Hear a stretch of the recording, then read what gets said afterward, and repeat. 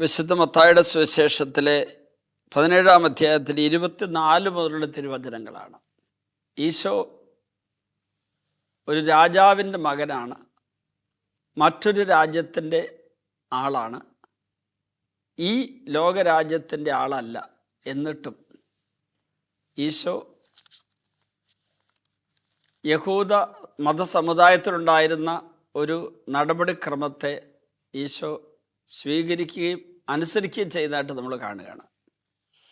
അവർ കഫർനാമിലെത്തിയപ്പോൾ ദൈവാലയ നികുതി പിരിക്കുന്നവർ പത്രോസിൻ്റെ അടുത്ത് ചോദിച്ചു, നിങ്ങളുടെ ഗുരു നികുതി കൊടുക്കുന്നില്ലേ? നേരിട്ട് യേശുവിനോട് നികുതി ചോദിക്കാനായിട്ട് ഈ നികുതി പിരിക്കുന്നവർക്കൊരു മടി. അതുകൊണ്ട് പത്രോസിനോട് ചോദിച്ചു. അവൻ പറഞ്ഞു, ഉവ്വ്. പിന്നീട് വീട്ടിലെത്തിയപ്പോൾ യേശു ചോദിച്ചു, ശിമയോനെ, നിനക്കെന്തു തോന്നുന്നു? ഭൂമിയിലെ രാജാക്കന്മാർ ആരിൽ നിന്നാണ് നികുതിയോ ചുങ്കമോ പിരിക്കുന്നത്? തങ്ങളുടെ പുത്രന്മാരിൽ നിന്നോ അന്യരിൽ നിന്നോ? അന്യരിൽ നിന്നത് പത്രോസ് പറഞ്ഞു. യേശു തുടർന്നു, അപ്പോൾ പുത്രന്മാർ സ്വതന്ത്രരാണല്ലോ. എങ്കിലും അവർക്കിടർച്ച ഉണ്ടാകാതിരിക്കാൻ നീ കടലിൽ പോയി ചൂണ്ടയിടുക. ആദ്യം ലഭിക്കുന്ന മത്സ്യത്തിൻ്റെ വായ തുറക്കുമ്പോൾ ഒരു നാണയം കണ്ടെത്തും. അതെടുത്ത് എനിക്കും നിനക്കും വേണ്ടി അവർക്ക് കൊടുക്കുക. അപ്പോൾ യഹൂദരുടെ ദൈവാലയ നികുതി എന്ന് പറയുന്നത് ജെറൂസലേം ദേവാലയത്തിൻ്റെ നികുതിയാണ്. അത് അവിടുത്തെ ദേവാലയത്തിൻ്റെ അനുദിന ചെലവിന് വേണ്ടിയുള്ള ഒരു സംഭാവനയാണത്. നികുതിയായിട്ട് അത് ദൈവാലയ അധികൃതർ പിരിക്കുന്നു. അത് പിരിക്കാൻ വേണ്ടി പല സ്ഥലങ്ങളിലും ഈ നികുതി പിരിക്കുന്ന ബൂത്തുകളുണ്ട്. അപ്പോൾ യേശുവിനും ശിക്ഷ സമൂഹത്തിനും നികുതി കൊടുക്കണം വേണ്ടോ എന്നുള്ള ഒരു ചോദ്യം, നിന്ദ കൊടുക്കാത്തതല്ല നീ കൊടുക്കുന്നുണ്ടോ എന്നൊരു ചോദ്യം ഈ നികുതി പിരിക്കുന്നവർ ചോദിച്ചു. സ്റ്റാഫ് ചോദിച്ചപ്പോൾ പത്രോസ് ഉണ്ട് എന്ന് പറഞ്ഞതിന് ശേഷം യേശുവിൻ്റെ അടുത്തെത്തുന്നു. അപ്പോൾ അന്നത്തെ നികുതി എന്ന് പറയുന്നത് 20 വയസ്സിന് മുകളിൽ പ്രായമുള്ള എല്ലാ യഹൂദരും, 20 വയസ്സിന് മുകളിൽ പ്രായമുള്ള എല്ലാവരും 1/2 ഷെക്കൽ എന്ന് പറഞ്ഞാൽ 2 ദിവസത്തെ ജോലിക്കൂലിയാണത്. 2 ദിവസം ജോലി ചെയ്യുമ്പോൾ കിട്ടുന്ന പണമാണ് 1/2 ഷെക്കൽ. 1/2 ഷെക്കൽ നികുതിയായിട്ട് കൊടുക്കണം. ഇത് യേശുവിൻ്റെ അടുക്കൽ ചോദിക്കാൻ വേണ്ടിയിട്ടാണ് ഇവർ വന്നത്. പക്ഷെ പത്രോസിനോടാണ് ചോദിച്ചത്. അപ്പോൾ ഈശോ പത്രോസിനോട് ചോദിക്കുന്നുണ്ട്, അത് സ്വന്തം മക്കളിൽ നിന്ന് പിരിക്കേണ്ട കാര്യമുണ്ടോ? ദൈവത്തിൻ്റെ പുത്രൻ ദൈവത്തിൻ്റെ ആലയത്തിന് വേണ്ടി നികുതി കൊടുക്കേണ്ടതുണ്ടോ എന്നുള്ള ഒരു ചോദ്യം. അപ്പോൾ ദൈവത്തിൻ്റെ പുത്രനായ ഈശോ വസിക്കേണ്ടതാണ് ദൈവാലയം. ആ യേശുവിന് അവിടെ കാര്യമായ പ്രസക്തിയൊന്നും യഹൂദർ കൊടുത്തിട്ടില്ല. കാരണം അവർ മറ്റൊരു മിശിഹായാണ് പ്രതീക്ഷിച്ചിരിക്കുന്നത്. ഈശോ ആകട്ടെ ഈ ദൈവാലയത്തെ വിശുദ്ധീകരിക്കാൻ വേണ്ടി ദൈവാലയത്തിൻ്റെ മുറ്റത്തുള്ള കച്ചവടക്കാരെ എല്ലാവരും ഇവിടുന്ന് പുറത്താക്കി നാണയമാറ്റക്കാരുടെ മേശ മറിച്ചിട്ട് അവരെ അവിടെ ആ ദൈവാലയം ശുദ്ധീകരിക്കാൻ നമ്മൾ കണ്ടിട്ട് ആ ദൈവാലയത്തെ കള്ളന്മാരുടെ ഗുഹ എന്നാണ് വിളിച്ചത്. മത്തായിയുടെ സുവിശേഷം 21-ാം അധ്യായത്തിൻ്റെ 13-ാം തിരുവചനത്തിൽ നമ്മളത് കാണുന്നുണ്ട്. കള്ളന്മാരുടെ ഗുഹ എന്നാണ് ഈ ദൈവാലയത്തെ ഈശോ വിളിച്ചത്. എന്നിട്ടും ആ ദൈവാലയത്തിന് നികുതി കൊടുക്കാനായിട്ട് ഈശോ തയ്യാറായി. ഈശോ അവിടെ ജനങ്ങൾ പ്രാർത്ഥനയ്ക്ക് വരുന്നതോ ജപാലയങ്ങൾ, അത് മറ്റൊന്നാണ്. സിനഗോഗ് എന്ന് പറയുന്ന ജപാലയങ്ങളുണ്ട്. ജെറൂസലേം ദേവാലയം ഒരെണ്ണമുള്ളൂ, ദേവാലയം ഒരെണ്ണമുള്ളൂ. പിന്നെ പ്രാർത്ഥനയ്ക്ക് വചന വായന, അവരുടെ നിയമഗ്രന്ഥം വായിക്കാനും അത് വ്യാഖ്യാനിച്ച് കൊടുക്കാനൊക്കെ ആയിട്ടുള്ള ജപാലയങ്ങളുണ്ട്. സങ്കീർത്തനം ആലപിക്കാനൊക്കെയുള്ള സ്ഥലമാണത്. അതാണ് സിനഗോഗ് എന്ന് പറയുന്നത്. അവിടെ ഒരുമിച്ച് കൂടാറുണ്ട്. അതുപോലെ ഈ ജെറൂസലേം ദേവാലയത്തിൽ പ്രത്യേകിച്ച് പെസഹ കാലത്താണ് ഏറ്റവും വലിയ കൂട്ടായ്മ ഉണ്ടാകുന്നത്. അങ്ങനെ ജനങ്ങൾക്ക് വേണ്ടി ഉണ്ടാക്കി വെച്ചിരിക്കുന്ന ഈ സംവിധാനത്തെ ഈശോ തള്ളി പറയുന്നില്ല. മാത്രമല്ല, നമ്മൾ ബൈബിൾ വായിക്കുന്നുണ്ട്. ഹെബ്രായരുടെ ലേഖനം 10-ാം അധ്യായത്തിൻ്റെ 25-ാം തിരുവചനത്തിൽ ചിലർ സാധാരണയായി ചെയ്യാറുള്ളത് പോലെ നമ്മുടെ സഭായോഗങ്ങൾ നാം ഉപേക്ഷിക്കരുത്. അപ്പോൾ സഭായോഗങ്ങൾ നമ്മുടെ ഇടവകയിലെ കുർബാനയാകാം, മറ്റുള്ള ഒരുമിച്ച് പ്രാർത്ഥന കൂട്ടായ്മകളാകാം.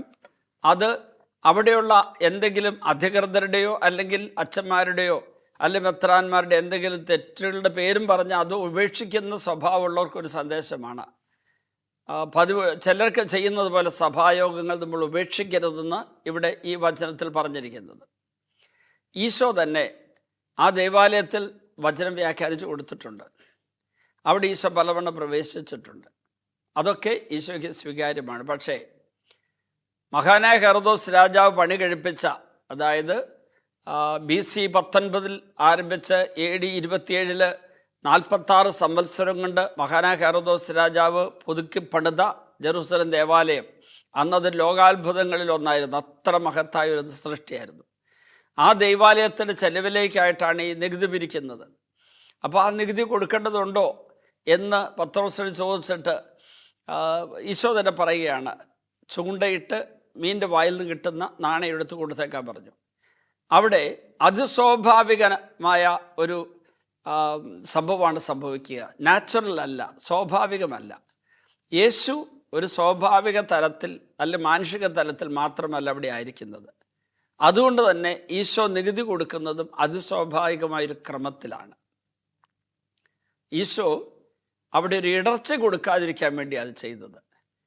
നമ്മൾ ഇന്നത്തെ നമ്മുടെ ഒരു ധ്യാന വിഷയമാക്കേണ്ടത് അവിടെയാണ്. നമ്മൾ സഭാപരമായ കാര്യങ്ങളിൽ, ആചാരാനുഷ്ഠാനങ്ങളുടെ കാര്യത്തിൽ, അല്ലെങ്കിൽ ചില ക്രമീകരണങ്ങളുടെ പേരിൽ നമുക്ക് തർക്കവിതർക്കങ്ങളുണ്ടാകാം, അഭിപ്രായ വ്യത്യാസങ്ങളുണ്ടാകാം. അങ്ങനെ വരുമ്പോൾ ഒരു ചെറിയ ദുരന്തം ഈ അഭിപ്രായ വ്യത്യാസങ്ങളോ അല്ലെങ്കിൽ നമ്മൾ ആത്മീയ കേന്ദ്രങ്ങളെന്ന് പറയപ്പെടുന്ന അല്ലെങ്കിൽ ആത്മീയ ശുശ്രൂഷ നയിക്കുന്നവരുടെ കാര്യങ്ങളിലോ ഒക്കെ ചില കുറവുകളോ കുറ്റങ്ങളോ തെറ്റുകളോ കാണുമ്പോൾ നമ്മൾ ആ മേഖലയുമായിട്ട് ബന്ധപ്പെട്ട് നമ്മൾ ചെയ്യേണ്ട കാര്യങ്ങൾ വേണ്ടത് വെക്കുകയാണ്. എനിക്ക് പെട്ടെന്ന് ഓർമ്മ വന്നത്, ഞാൻ മുരിങ്ങൂർ ഡിവൈനിൽ ധ്യാന കേന്ദ്രത്തിലായിരുന്ന കാലത്ത്, പോട്ടയിലായിരുന്ന കാലത്ത് എൻ്റെ ധ്യാനം കൂടിയിട്ടുള്ള ഒരാൾ, നല്ല പ്രാർത്ഥന അഭിഷേകമുള്ള ഒരാൾ അടുത്ത കാലത്ത് ഞാൻ കണ്ടു. പക്ഷെ അദ്ദേഹത്തിൻ്റെ മുഖം വല്ലാതെ മ്ലാനവദനാണ്, വല്ലാതെ പ്രയാസപ്പെട്ട് നിൽക്കുന്നത്. അപ്പോൾ ഞാൻ അദ്ദേഹത്തെ കണ്ടപ്പം എന്തോ ബുദ്ധിമുട്ടിപ്പിക്കുന്നുണ്ടല്ലോ എന്ന് ചിന്ത എനിക്കുണ്ടായി. ഞാൻ അദ്ദേഹത്തെ കണ്ടത് ഒരു വിദേശ രാജ്യത്ത് വെച്ചാണ്. അദ്ദേഹത്തിൻ്റെ മകൻ്റെ അടുക്കൽ വന്നിരിക്കുന്നതാണ്. എന്നോട് ഓപ്പണായിട്ട് സംസാരിക്കുന്നില്ല. കുറച്ച് കഴിഞ്ഞപ്പം ഭാര്യ വന്ന് ചെവിയിൽ എൻ്റെ അടുത്ത് വന്ന് പതുക്കെ പറഞ്ഞു, അച്ഛൻ ഒന്ന് ചോദിക്കുക, എന്താ പള്ളി പോകാത്തതെന്ന്. പെട്ടെന്ന് ഞാൻ ഞെട്ടി. പള്ളി പോകുന്നില്ലെന്നോ? ഞാൻ ചോദിച്ചു, അതെന്ത് പറ്റി? അച്ഛൻ ചോദിക്കാൻ പറഞ്ഞു.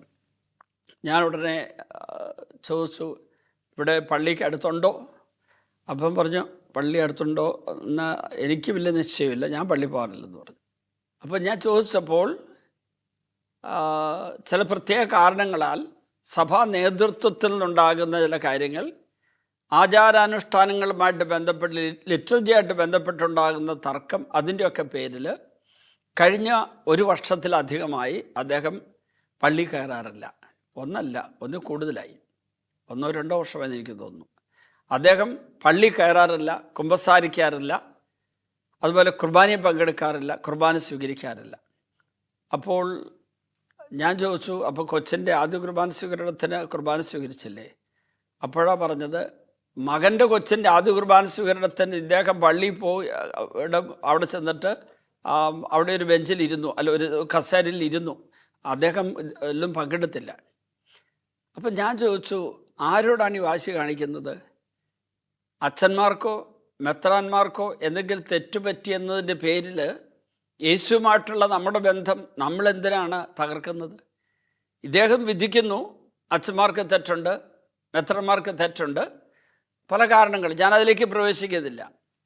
നമ്മുടെ അധികാരികളായിരിക്കുന്ന വ്യക്തികൾക്കോ നേതൃത്വത്തിലിരിക്കുന്നവർക്കോ തെറ്റുകളോ കുറ്റങ്ങളോ കുറവുകളോ ഉണ്ടെന്നതിൻ്റെ പേരിൽ നമ്മൾ ദൈവവുമായിട്ടുള്ള ബന്ധം വിച്ഛേദിക്കുകയാണെങ്കിൽ നമ്മുടെ തെറ്റിൻ്റെ ഫലമായി നമ്മളെന്തെങ്കിലും തെറ്റുകളോ വീഴ്ചകളോ നമുക്ക് സംഭവിക്കുക, നമ്മുടെ മക്കൾ നമ്മളോട് ഇതുപോലെ ചെയ്യുകയാണ്, എന്താ ചെയ്യുന്നത്? ഞാൻ ചോദിച്ചു, താങ്കൾ ഈ ചെയ്യുന്ന തെറ്റിൻ്റെ പേരിൽ താങ്കളുടെ മകനും മകൻ്റെ ഭാര്യയും അവരുടെ കുഞ്ഞുങ്ങളും നിങ്ങളെ ഇതുപോലെ ബഹിഷ്കരിക്കുകയാണെങ്കിലോ? ഒന്നും മിണ്ടിയില്ല. കുറച്ച് കഴിഞ്ഞപ്പോൾ ഞാൻ വീണ്ടും സംസാരിക്കാൻ നോക്കിയപ്പോൾ അദ്ദേഹം പറഞ്ഞു, സോറി, എനിക്ക് സംസാരിക്കാൻ ഇഷ്ടമില്ല. പക്ഷേ ഞാൻ പോകാൻ നേരത്ത് അദ്ദേഹം എൻ്റെ കൈ പിടിച്ച് കുറേ നേരം കരഞ്ഞിട്ട് പറഞ്ഞു, എൻ്റെ കണ്ണ് തുറന്നെന്ന് പറഞ്ഞു. അത്രേ പറഞ്ഞുള്ളൂ. കാരണം ഇദ്ദേഹം ഒരു കോളേജ് അധ്യാപകനായിരുന്ന ആളാണ്. എൻ്റെ കണ്ണ് തുറന്നു എന്ന് പറഞ്ഞു. ഞാൻ മാനുഷികമായിട്ടുള്ള തലങ്ങളിലുള്ള മനുഷ്യരുടെയോ മാനുഷിക തലങ്ങളിലുള്ളവരുടെ തെറ്റിൻ്റെ ഫലമായിട്ട് ഞാൻ എന്തിന് ദൈവിക തലത്തെ ഞാൻ തള്ളിക്കളയണം? യേശു മറ്റൊരു രാജാവിൻ്റെ മകനാണ്, മറ്റൊരു രാജ്യത്തിൻ്റെ ആളാണ്, ഈ രാജ്യത്തിൻ്റെ ആളല്ല. എന്നിട്ട് പോലും ഈ ദൈവാലയ നികുതി കള്ളന്മാരുടെ ഉകകയെന്ന് ഈശോ വിളിച്ച ദൈവാലയത്തിൽ കയറി ഈശോ അവരുടെ വചനം വ്യാഖ്യാനിച്ചു കൊടുത്തിട്ടുണ്ട്, ചില കാര്യങ്ങൾ അനൗൺസ് ചെയ്തിട്ടുണ്ട്. അങ്ങനെയുള്ള ഈശോ ഇതാ ദൈവാലയ നികുതി കൊടുക്കുന്ന കാര്യത്തിൽ ഇടർച്ച വരാതിരിക്കാൻ വേണ്ടി ഒരു നടപടി എടുക്കുകയാണ്. വഴക്കുണ്ടാക്കാതിരിക്കാൻ, വഴക്കൊഴിവാക്കാൻ, ഇടർച്ച കൊടുക്കാതിരിക്കാൻ, മറ്റൊരു നമ്മൾ പോലെ ഒരിക്കലും ദൈവിക സംവിധാനങ്ങൾക്ക് യാതൊരു കുഴപ്പമുണ്ടാകരുതെന്നുള്ള ബോധ്യമുണ്ടെങ്കിൽ നമ്മൾ ഒരിക്കലും ദൈവവുമായിട്ടുള്ള ബന്ധം തകർന്ന് ഇങ്ങനെയുള്ള കാര്യങ്ങൾ തകർന്നു നിൽക്കില്ല. എന്നെ കേട്ടുകൊണ്ടിരിക്കുന്നതിനോട് ഞാൻ അപേക്ഷിക്കുന്നത്, ഈ ഒരു കാലഘട്ടം വളരെയേറെ തിന്മ നിറഞ്ഞതാണ്. പക്ഷെ അതിൻ്റെ പേരിൽ ദൈവമായിട്ട് നമ്മുടെ ബന്ധമോ നമ്മുടെ കൂട്ടായ്മയോ ഒന്നും തകർത്ത് കളയരുത്. അത് തകരാതിരിക്കാൻ വേണ്ടി നമ്മുടെ വായിൽ നിന്ന് ഒരു വാക്ക് പോലും അതിനെ തകർക്കുന്ന വിധത്തിൽ വരാതിരിക്കാൻ വേണ്ടി നമുക്ക് ശ്രമിക്കാം. അതിനുള്ള അനുഗ്രഹം ദൈവം സമൃദ്ധമായി തരട്ടെ. പിതാവിൻ്റെയും പുത്രൻ്റെയും പരിശുദ്ധാത്മാവിൻ്റെയും നാമത്തിൽ